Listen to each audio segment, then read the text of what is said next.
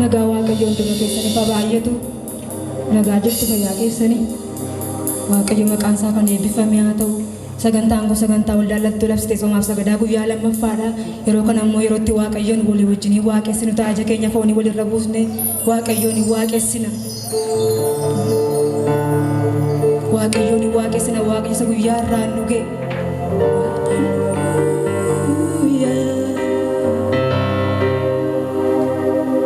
namni kamiyyuu Waaqayyootti gammadu haleluuyaa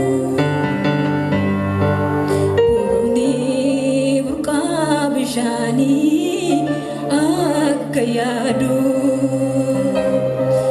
Boromni burqaa bishaanii akka yaadu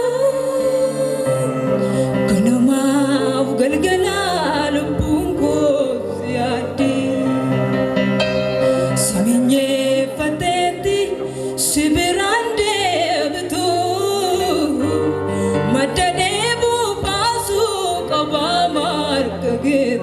Kesro kazati siminye fateti sibirande bitu bishane bu basu kabamar kagetu boroni burqa bishani akayadu Boromni burqa bishani akka yaadu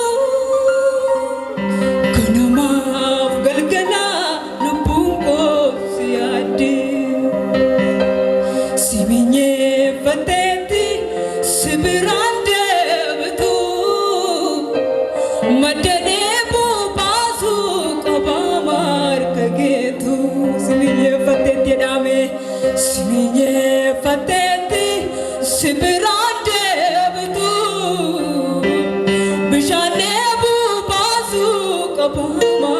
dhageetu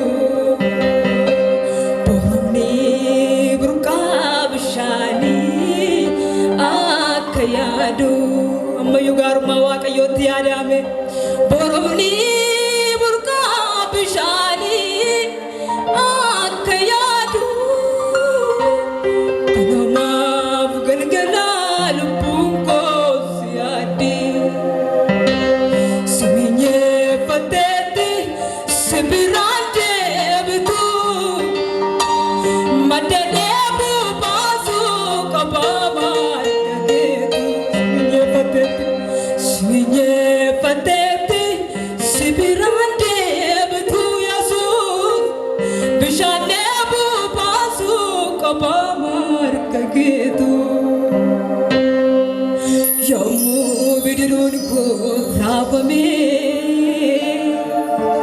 kanza gananuma jadame abiddi dacha torbana bobae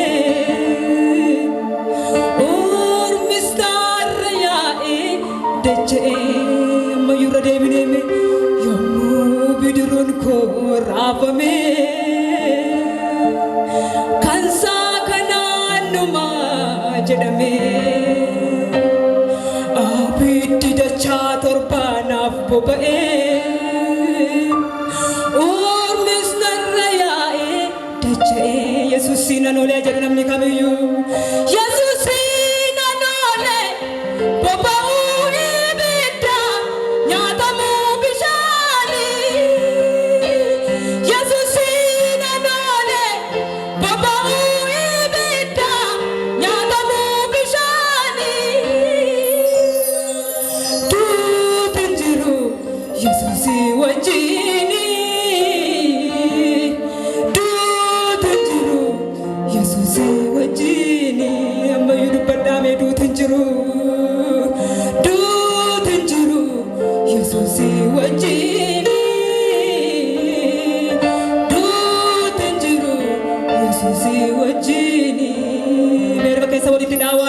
Hallelujah, hallelujah. Amen, amen, amen, amen. Goleko soragetin jabate nanidavade. Kisagot sigarumbati anako qabdu sana subadde mogoleen koo soora keetiin jabaatee nan dhaabadde Yesus keessa kootti si gaarummaatti anaaf qabdu sana subadde asitaan gammadaa garaan koosin koobatu si malee seenyuun anaaf hawwatu asitani gammada yaame asitaan gammadaa garaan koosin koobatu si malee seenyuun anaaf hawwatu haleluya haleluya haleluya mogoleen koo soora keetiin jabaatee nan dhaabadde Sagooti si gaarummaatti anaaf qabdu sana subadde mogoleen koo soora keetiin jabaatee nan dhaabadde sagooti si gaarummaatti anaaf qabdu sana subadde asitaani gammadaa garaa koo sin koobatu si malee seenyuun anaaf hawwatu haleluyaa asitaani gammadaa garaa koo sin koobatu si malee seenyuun anaaf hawwatu asitaani gammadaa garaa koo sin koobatu si malee seenyuun anaaf hawwatu asitaani gammadaa Yesus garaa koo sin koobatu si malee seenyuun anaaf hawwatu jireenyi kiyya harka Waaqaa keessa eebbi kiyya harka Waaqayyoo keessa jireenyi kiyya harka Waaqaa keessa eebbi kiyya harka Waaqayyoo keessa isatu na guddisa sana jiraachisa mayyo afaani nama kamii kanaa dubbatu isatu na guddisa sana jiraachisa halee deebana nama giraadiya isatu na guddisa sana jiraachisa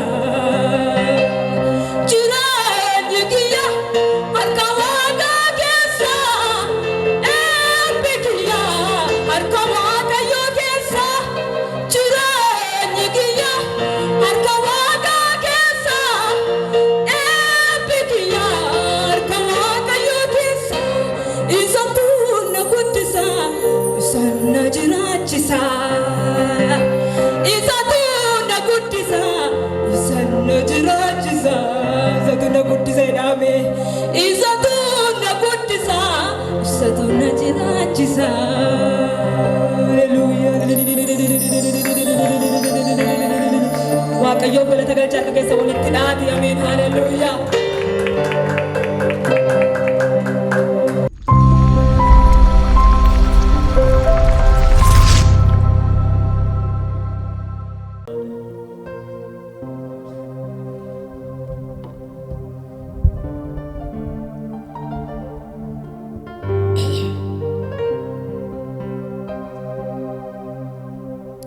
Tole Waaqayyoon abbaa keenyaa guddaa galateeffannaa nagaan Waaqayyoo kallattii maraan warra jirtan hundumaa isiniif haa baay'atu.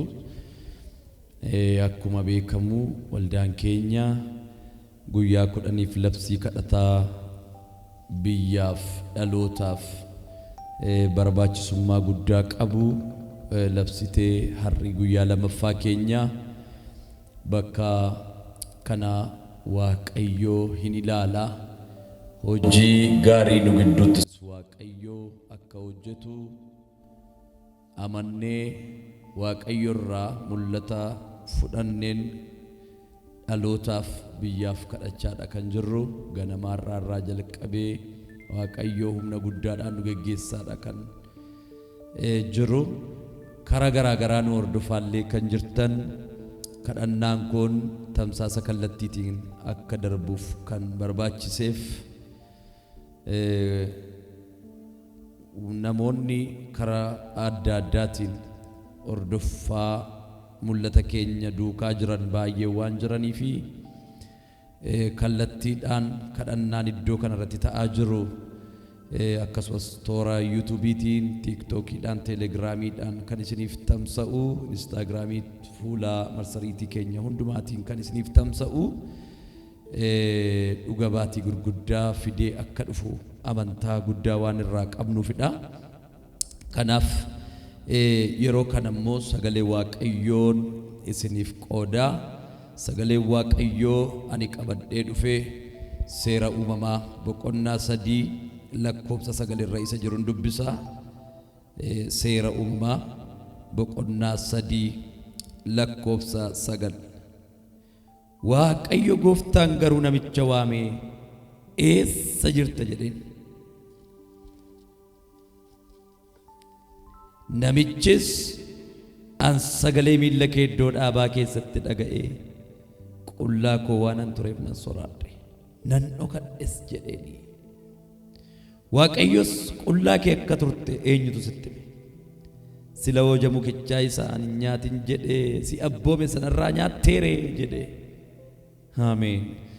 Mee hin kadhannaa Waaqayyoo dubbii kana akka nuti dubbatuu fi Waaqayyoon kadhannaa. Abbaa gooftaa keenyaa Yesus Kiristoos, barri waaqummaa kee daangaa kan hin qabne, dubbattee qalbii namaa kan ijaartu, lafa kufanii lafa dadhabaniis kan nama kaaftu, aara galfiin boqonnaan si bira jira.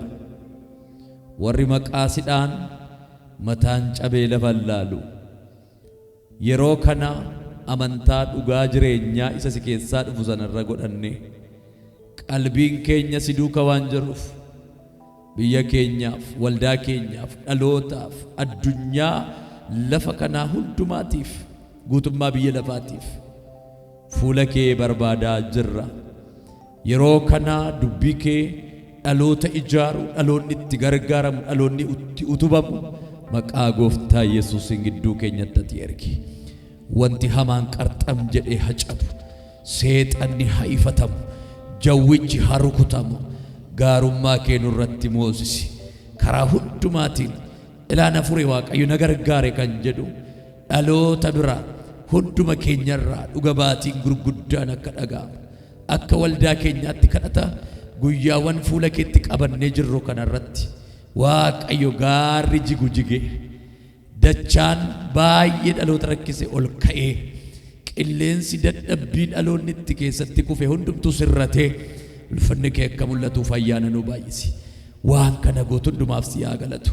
Maqaa gooftaa Yesus Kiristoosiin ameen. Eessa jirtaa isa jedhu kana isuma lakkoofsa 9 irra jiru kanaan fayyadama akka mata dureetti. Yeroo kadhataa iddoo jiran keessatti of ilaalu, yeroo Waaqayyoon kadhannu lafa jirru ittiin dammaqna. Eessa jirta jedhee abbaan gaaffii kanaa Waaqayyo gooftaa maccaa akka ta'e sagalee kanarraa argina. Amalli Waaqayyoo eessa akka namni jiru beekuudha, hubachuudha. Dhaabbiin namaa eessa akka jiru, dhaloonni eessa akka jiru quba qabaachuudha. Amalli Waaqayyoo eessa jirta jedhee kan nu iyyaafatu, jireenya keenya kan nu iyyaafatu Waaqayyoodha. Kutaa kana keessatti akkuma ilaallu Addaam namni jalqabaa Waaqayyoo harka isaatiin kan uume, uumamoota jiran keessaa Addaam isa jalqabaati.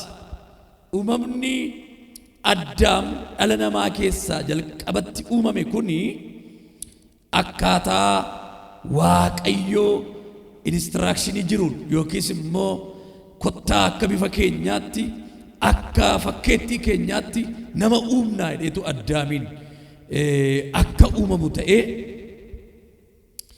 akka bifa fakkeettii Waaqayyootti uumame keessaatii namni jalqabaa Addaamii jechuudha.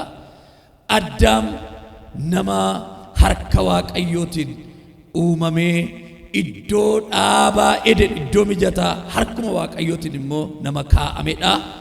Addaam uumamuu isaa duwwaa miti, qofaatti jireenya jiraatu, qofaatti deddeebi'u akka isarraa hin tolletti waan hubateef kan isa gargaartullee Hewaaniin cinaacha isaa keessaa baasee akka kenneef macaafa qulqulluutu dubbata. Sababa yeroo keenyaa gabaabsee dubbadhe iyyuu. Kanaaf Hewaan erga kennamtee fi gara dhaabaa Edeniitti erga isaan geessee booda achi keessatti kallattiin taa'ameef tokko tureera. Innis maayinni wanta isaan itti jiraatan qofaatti itti agarsiisee, kan isaan itti hin buune qofaatti itti agarsiisee, dhaabaa Eden sana keessa muka lama jiru, isa tokko ija isaa akka nyaanne, isa tokko ija isaa akka nyaatan itti dubbatee akeekkachiisee deeme Waaqayyo. Addaam namni jalqabaa kunuunsa Waaqayyo godhee fi kallattii kunuunsa gaadhaan argate kana Addaam yeroo muraasa booda isa Waaqayyo hin nyaatina ittiin jedhe sana karaa Hewaaniin bofti dhuftee waan goyyomsiteef dhaqaniitu ajaja Waaqayyo irraa kaatanii, yaada Waaqayyo irraa kaatanii isa Waaqayyo isaan dhorketti bu'an. Namni gaafa isa Waaqayyo hin godhin jedhu godhu iddoo Waaqayyo isa kaayee siqa, iddoo Waaqayyotti isa eeguu siqa, iddoo Waaqayyotti isa abdatu siqa. Addaam waan Waaqayyo ittiin bu'inaa jedhee akeekkachiise haadha manaasaa dhaga'uudhaan bofichi haadha manaa goyyomsee haadha manaasaa dhagee Addaam immoo isa Waaqayyo dhorke sana kutanii nyaatan. Kutanii nyaatan. Gaafa kutanii nyaatan qullaa isaanii ta'ani. Qullaa ta'uun kun kan inni dhufe waan Waaqayyo hin godhinaa ittiin jedhe gochuu keessaa dhufe. Waan Waaqayyo hin raawwatinaa ittiin jedhe raawwachuu keessaa. Namni gaafa iddoo Waaqayyo dhorketti bubu'u ofiisaa qullaa ta'e akka of argu sagalee kanarraa ilaala. Of miidha jechuudha gama kan biraatiin. Addaam isa Waaqayyo akeekkachiisetti waan bu'eef iddoo Waaqayyoodhaa siqee of arge. Macaafni qulqulluun kan dubbatu qilleensi qabbanaa'aan tokko yeroo turetti isaan qullaa isaanii akka ta'an baraniitu isa akka dhokatan dubbiin kun dubbata. Kana booda Waaqayyoo deemaa dhaqeetu namichicha waamee dhagaa. Namichichi kun eenyu? Namichichi isa jalqabaa sana Addaamidha jechuudha. Namichicha waame Waaqayyo. Namichicha waame. Namichicha waame gaafa jedhu Addaam jedheetu waame jechuudha. Addaam jedhee gaafa waamu inni owwaannaansaa iddoo sila Waaqayyo isa kaayee deeme miti. Lafa Waaqayyo isa kaayee deeme miti. Lafa Waaqayyo itti isa abboomee deeme miti iddoon owwaannaasaa. Lafti Waaqayyo isa kaayee fi sagaleen Addaam iddoon inni dhaga'ame waladda. Firoottan koo karaa garaa garaatiin jireenyi keessan waan baay'eedhaan lafa Waaqayyo isin kaayee kan siqxan, lafa Waaqayyo isin kaayee fi iddoo Waaqayyo isin dhaabee fi lafa sagaleen keessan jiru kan wal faallessa. Galgala kana iddoo ati jirtu kan si hiyyaafatu, lafa ati jirtu kan si hiyyaafatu, Waaqayyo eessa jirta siin jechaa? Eessa jirta? Eessa jirta? Bara Waaqayyo dhaloota waamee lafa kaayee dhabe keessa jirra. Dhaloonni baay'een lafa Waaqayyo isaan kaayeetti sagaleen isaanii hin dhaga'amu. Iddoo Waaqayyo isaan kaayeef sagaleen isaanii iddoo garaa garaati, iddoo waladdaati jechuudha. Sagaleen dhaloota baay'ee iddoo baay'eeti. Addaam qe'ee Waaqayyo isa kaayee hin owwaanne, lafa Waaqayyo isa kaayee hin owwaanne. Waaqayyo galgala kana lafa nu kaayee dhufee sagalee keenya hin dhabin. Lafa Waaqayyo isa kaayee sagaleen isaan owwaanne. Addaam eessa jirta gaafa Waaqayyo ittiin jedhu anoo qullaa koo ta'ee tan si dhokadhe. Ija kee guutuu hin dandeenye sagalee miilla kee dhaga'ee tan si dhokadhe. Addaam sagalee miilla kee dhaga'ee si dhokadhe. Gaafa isa Waaqayyo nama hin abboomne raawwatan, isa Waaqayyo godhi namaan hin jenne gaafa raawwatan ija Waaqayyo jalaa qullaatti of arganiitu sagaleen dhaga'ama. Dallaa Waaqayyo isa keessa kaa'ee dallaa waaqayyo keessatti isa kabaje keessaa gabbayee alaawwaati addaa alaawwaa waaqayyo deebi'ee gaafa dhufu sagalee keenya iddoo biraatiin nun dhagayin. Har'a kiristiyaanummaan keenya eessa jirtaa waaqayyootiin utuu hin yaafatame sagaleen nama baay'ee iddoo garaa garaatii waca. Iddoo baay'eedhaa dhaga'ama. Iddoo baay'eedhaa dhaga'ama. Lafa waaqayyo isaan kaa'ee hin jirani baay'ee. Dhaloonni feesbuukiidhaan nu hordoftan eessa jirtaa ta'u eessa jirta yuutuubiin kan nu dhaggeeffattan yoo waaqayyo dhufee where are you siin jedhe where are you eessa jirta ammatti eessatti si argatu waaqayyo dhufee iddoo si kaa'ee moo dallaa ala si obbaasedha sagaleen dhaga'ama. Waaqayyo hunduma keenyatti araara haa agarsiisu. Waaqayyo dhaloota qeema kaawwatetti barbaada lafuma kaawwatetti barbaada iddooma kaawwatetti barbaada. Lafti Addaam owwaate iddoo biraadha. Waaqayyoof lafti nuti owwaannu idduma inni nu kaa'ate ta'uu qaba jechuudha. Lafuma inni nu kaa'ate.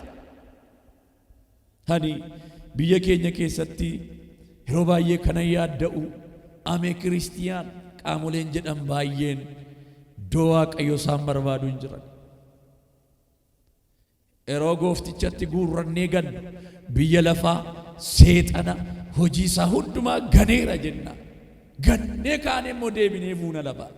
Har'a hojiin biyya lafaa seexana kan foonii bitee kan jiru dhaloota baay'eetu jira. Yoo dhufee waaqayyo isaan waamu iddoo biraatii sagaleen isaanii kan dhaga'amu jechuudha. Sagaleen isaanii iddoo biraa kan jiru. Har'a waldaa keenya keessatti akka daawwitiitti dhugaa dubbii kana keessatti dhalootatu of ilaala. Dhugaa dubbii kana keessatti of agarra. Eessa akka jirru of nu barsiisa. Eessa yoo si waame eessaa si owwaachifata waaqayyo. Eessaa owwaatta ammatti. Sagaleen keessa yoo. Har'a karaalee garaa garaatiin qaroomina fakkaate wanti baay'een achi as ba'u. Namni baay'een iddoo isaatii akka jigu godhe malee, namni baay'een iddoo aarsaa dhiisee akka ba'u godhe malee, namni baay'een tajaajila ganee akka soqu godhe malee, lafa waaqayyo itti isa barbaadurra isa hin tursisne. Bara kana keessa waaqayyo dhufee lafa nu kaa'ee nu nabin. Iddoo nu kaa'atetti dhufee nu haa argatu. Heenoo. Yeroo baay'ee ija qajeelummaatiin gaafa ilaalu onni lafti kun onsitee jirtu mana waaqayyoo keessaa namoota baay'ee kaaftee jirtu jechuu kooti. Gadda hamaa fi imimmaan humnaa olii na cobsisiisana.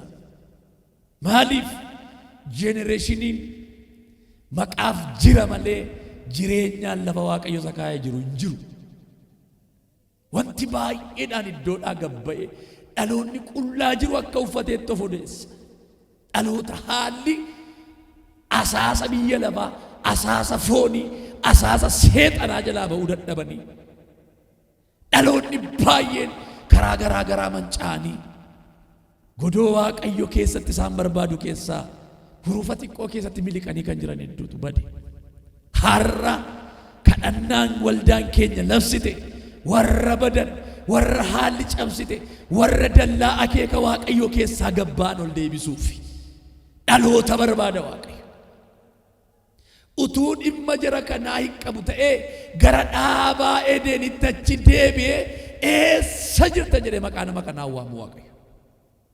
Kan deebi'ee eessa jirtaa nama iyyaafatuuf ajandaa dhimma namaa waan qabuuf waaqayyo waa'ee keenyaaf yoomuu garaa kutataa miti. Haalli keenya dammaqnee keessaa ka'uudhaan. Dammaqnee keessaa ka'u. Eenyutu akka qullaa taate sitti meede? Waaqayyo Addaamiin. Eenyumanni akka qullaa taate sitti eenyudha?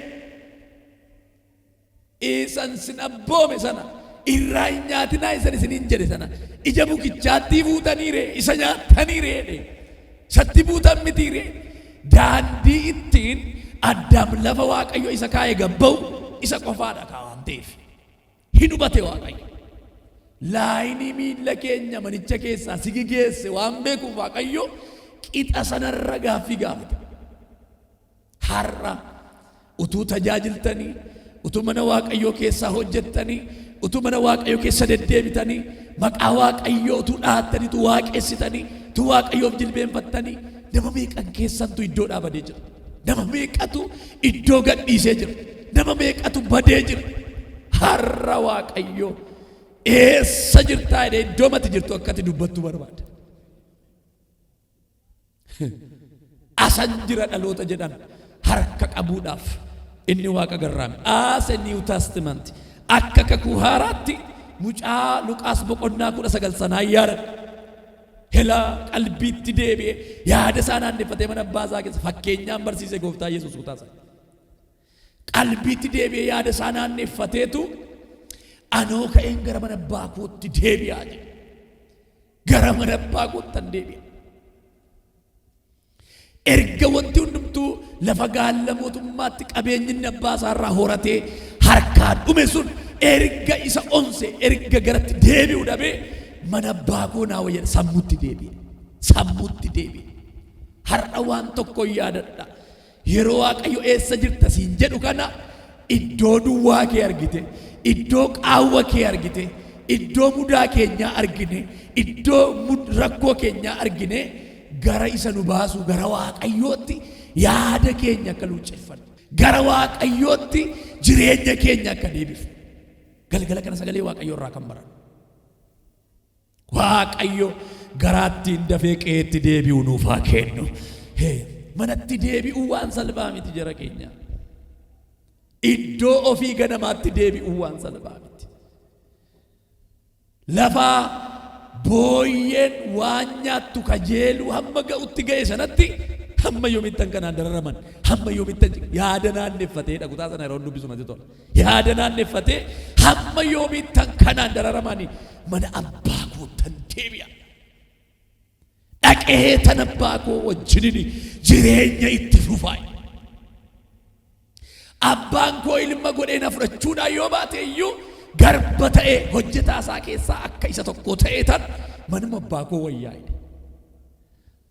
Alatti mana Waaqayyoo keessaa gabba'anii aanga'anii gooftomanii buluurra qe'ee Waaqayyootti hojjetaa ta'anii jiraachuu wayyaa jedheeti. Kanaaf ammas dhugaan dubbii kana Waaqayyo eessa jirta jedhee si gaafataa jira. Eessa akka jirtu erga sammuutti deebite, erga yaada keessatti deebitan, erga jireenya keenyatti deebine gara abbaa keenyaatti qalbii hanaanneffannu. Kadhanni yeroo hundumaa Daawitii ittiin jireenyi keenya lafanni jiru Waaqayyo wajjin wal nu agarsiisu ta'uu qaba jechuudha. Ta'uu qaba. Kanaaf har'a Waaqayyo gaaffii nu gaafataa eessa jirta jedhee qe'ee cubbuun nu balleesse keessa gulufaa jirra yoo ta'e har'a guyyaan fayyina, amma yeroon fayyina. Biyya garaa garaa teessanii kan hordofaa jirtan gooftaa Yesuusin hin qabdu yoo ta'e illee daggallati keessa dhaabattee jeeqamtu sun balbalatti furmaata argatu waan qabuuf karaa garaa garaatiin jireenyi keessan wal'aansoo garaa garaa keessatti kufee kan jiru as fuula keessan qe'ee kanatti deebisa gara mana Waaqayyootti. Waaqayyo wajjin jireenya ganama ture sana deebisa. Continuously jireenyi gammachuun tasuma deebi'ee keessaa hin godaanne Waaqayyo bira jira waan ta'eef. Kanaaf deebinee deebiin nuti Waaqayyoof kenninu akka kufnetti, akka bannetti, akka cabnetti hafuuf haamilee keenya kan daakutu hin taane jiraachuun itti fufuun akka danda'amutti ani dadhabeen jira, ani kufeen jira, ani hanqinan qabaa jennee Waaqayyo keenyatti yoo deebine inni immoo fuula araaraa nutti deebisuuf Waaqa garaa jabaatu miti. Kutaa kana keessatti mucaan gaafa mana abbaa isaatti fuula naanneffatu abbaan isaa immoo halaalatti isaa argeedha. Fakkeenyaan barsiise Yesuus halaalatti isaa argeetu itti fiigee jedha. Itti fiigeetu isa simatee jedha. Qalbii deebi'uu argannaa Waaqayyo garaatti hin dallaa alatti nu dhiibuu hin qabu. Fiigee ofitti nu fuudha malee, fiigee nu simata malee, fiigee nu ilaala malee. Mucaan shakke ani kusis waaqayyo yakkeera akkamittiin an simatamaa mucaan jennaani abbaan didee dhungateetu lakki akkasmiti ilma koo jedhe namoota achi galagalee ilaarra dinqiidha dhaqaa isa caalu qalaa dhaqaa wanta gaggaarii godhaa fi uffata caalu fidaa qubasaattis waanaa kaafi tuttunoo qalaa har'aa inni badee ture naa argame inni ani du'eera jedhe sun jiraateera du'anii jiraachuu hin danda'amu cubbuun kan si ajjeese dadhabbiin foonii kan si ajjeese biyyi lafaa kan si ajjeese seexanni kan si ajjeese galgala kana waaqayyo si kaasa deemaamnaanno nan amana waaqayyo si kaasa waaqayyo si jijjiira hin jijjiira waaqayyo hin jijjiira maqaa Yesuusin galgala kana deebi'uu keetiin manni waaqayyo haa ho'u deebi'uu keetiin manni waaqayyo gammachuudhaan haa guutamu elaa sabadeetu argame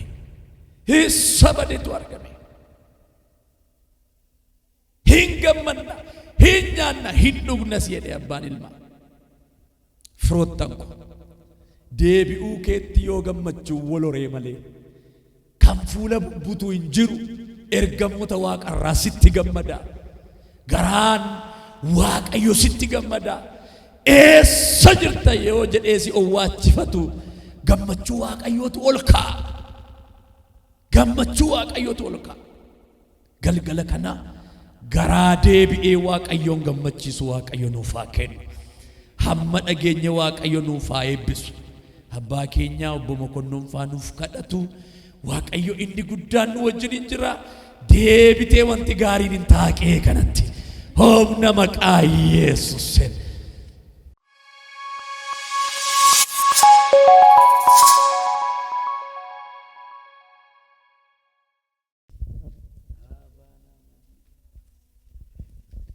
እሺ jilbeenfannee kadhannaa